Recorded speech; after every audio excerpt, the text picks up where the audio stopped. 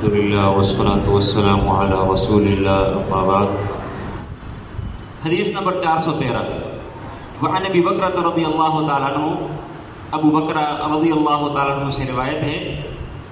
انہ انتہا الی النبی، کہ بے شک یہ ابو بکرہ رضی اللہ تعالیٰ عنہ اللہ کے نبی کے پاس پہنچے، وہو راکع، اس حال میں کہ اللہ کے نبی رکوع میں تھے، جماعت کھڑی تھی، ابو بکرہ رضی اللہ عنہ مسجد میں داخل ہوئے، دیکھا اللہ کے نبی رکوع میں چلے گئے، فرکع، ان ابو بکرہ رضی اللہ تعالیٰ عنہ نے رکوع کر لیا، قبل ان یصل الی الصف، صف کے ساتھ ملنے سے پہلے، جماعت ادھر کھڑی ہے، دو صفیں ہیں، ایک بندہ ادھر سے آیا یا پیچھے سے آیا، دیکھا رکوع میرا جا رہا ہے، ادھر سے رکوع کر دیا اور رکوع کی حالت میں چلتے ہوئے آ گئے، صف کے ساتھ بعد میں مل لیا۔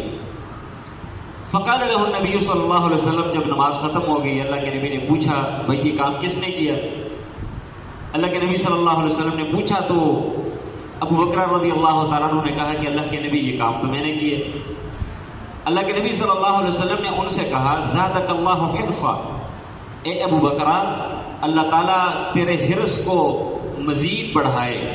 یعنی نیکی میں جو تمہارا حرص ہے، ایک لالچ ہے، اس کو مزید بڑھائے، ولا تعد، لیکن آئندہ ایسے نہ کرنا۔ رواہ البخاری، اور اس حدیث کو امام بخاری نے نقل کیا۔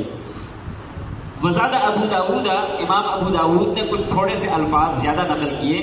فیہ، اس میں یہ الفاظ ہے فرکع دون الصف، ابو بکرہ رضی اللہ تعالیٰ عنہ نے رکوع کیا دون الصف، صف کے بالکل علاوہ، صف کے بالکل پیچھے، ثم مشى الى الصف، پھر نماز کے دوران ہی چلے صف کی طرف اور جا کر صف میں ملے ہیں۔ اس حدیث میں بھی کافی سارے فقہی مسائل ہیں۔ ایک تو ابو بکرہ رضی اللہ تعالی عنہ،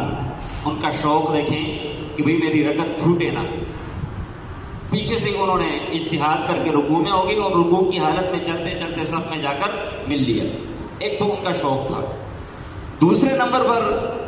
اللہ کے نبی صلی اللہ علیہ وسلم کا انداز اصلاح بڑا کمال تھا،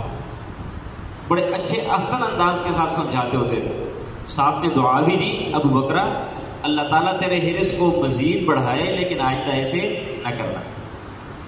تیسرے نمبر پر ایک اور مسئلہ اس حدیث میں یہ ہے کہ اللہ کے نبی صلی اللہ علیہ وسلم نے اس کو ڈانٹا نہیں ہے،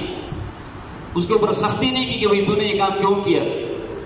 اس نے اپنا ایک اجتہاد کیا کہ بھئی میں رکوع کو پالوں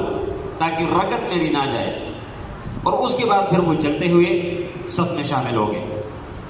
چوتھا مسئلہ یہ ہے کہ اگر کوئی بندہ ایسے کر لے تو اس بندے کی وہ نماز، وہ رکعت ہوگی نہیں، اللہ کے نبی نے منع کیا ولا تعد، آج کر لیا سو کر لیا کوئی مسئلہ نہیں، لیکن نیکسٹ ٹائم ایسے نہیں کرنا۔ تو اس کا مطلب ہے کہ اگر کوئی بندہ صف کے ساتھ ابھی کھڑا نہیں اور پہلے سے ہی وہ نیت باندھ کے پھر نماز میں آ کر مل لے تو ایسے درست نہیں، صف میں آ کر اس کو کھڑا ہونا چاہیے، اس کے بعد نیت باندھ کر اللہ اکبر کہہ کے اطمینان کے ساتھ، سکون کے ساتھ اس کو صف میں شامل ہونا چاہیے۔ ایک اور مسئلہ جس سے یہ معلوم ہوتا ہے کہ جس کسی شخص نے رکوع کو پا لیا تو اس بندے نے رکعت کو پا لیا، یعنی ابو بکرہ رضی اللہ تعالی عنہ نے یہ جو عمل کیا ہے یہ اسی لیے کہ میری رکعت جائے نہ، میں رکعت کو قابو کر لوں اور میری رکعت جائے نہ۔ اگر رکوع کو پا لینے سے رکعت کا پا لینا نہ ہوتا تو ابو بکرہ کبھی بھی پیچھے سے ایسا کام نہ کرتا۔ تو لہٰذا اس سے معلوم ہوا کہ صحابہ کرام رضوان اللہ علیہم اجمعین ان کو بھی یہ سمجھ تھی کہ جس کسی شخص نے رکوع کو پا لیا اس بندے کی رکعت ہو گئی۔ حدیث نمبر 414 وعن وابصہ بن معبد رضی اللہ تعالیٰ عنہ، وابصہ بن معبد رضی اللہ تعالیٰ عنہ سے مروی ہے ان رسول اللہ صلی اللہ علیہ وسلم کی بے شک اللہ کے نبی صلی اللہ علیہ وسلم نے رآ رجلا، ایک شخص کو دیکھا، یصلی خلف الصف، کہ وہ صف کے پیچھے نماز پڑھ رہا ہے، وحدہ، اکیلے، فامرہ ان یعید الصلاۃ، اللہ کے نبی صلی اللہ علیہ وسلم نے اس کو حکم دیا کہ تو اپنی نماز دوبارہ پڑھ لے۔ رواہ احمد و ابو داود و الترمذی و صححہ ابن حبان، یہ روایت امام احمد بن حنبل، امام ابو داود، امام ترمذی، امام ابن حبان ان تمام نے نقل کیا، اور امام ابن حبان نے اس کو صحیح قرار دیا ہے۔ یہ اگلے جو دو جملے ہیں اسی کے ساتھ ریلیٹڈ ہے، یہ بھی پڑھتے ہیں پھر مسئلے کی وضاحت کرتے ہیں۔ وَلَهُ عَنْ طَلْقِ ابن علی، اسی صحیح ابن حبان میں طلق ابن علی رضی اللہ تعالیٰ عنہ، یہ صحابی رسول ہیں، ان کی ایک حدیث ہے کہ اللہ کے نبی صلی اللہ علیہ وسلم نے فرمایا لا صلاۃ لمنفرد خلف الصف، صف کے پیچھے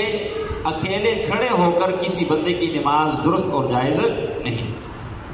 وزاد الطبرانی، امام طبرانی علیہ الرحمہ نے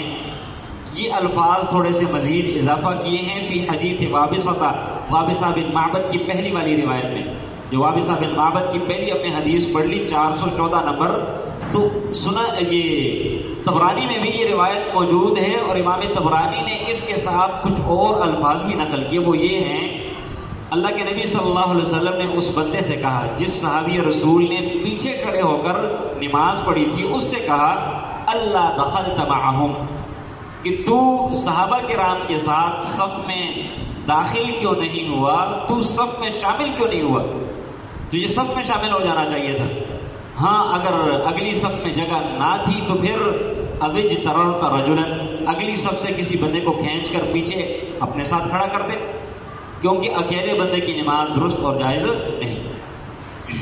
اس حدیث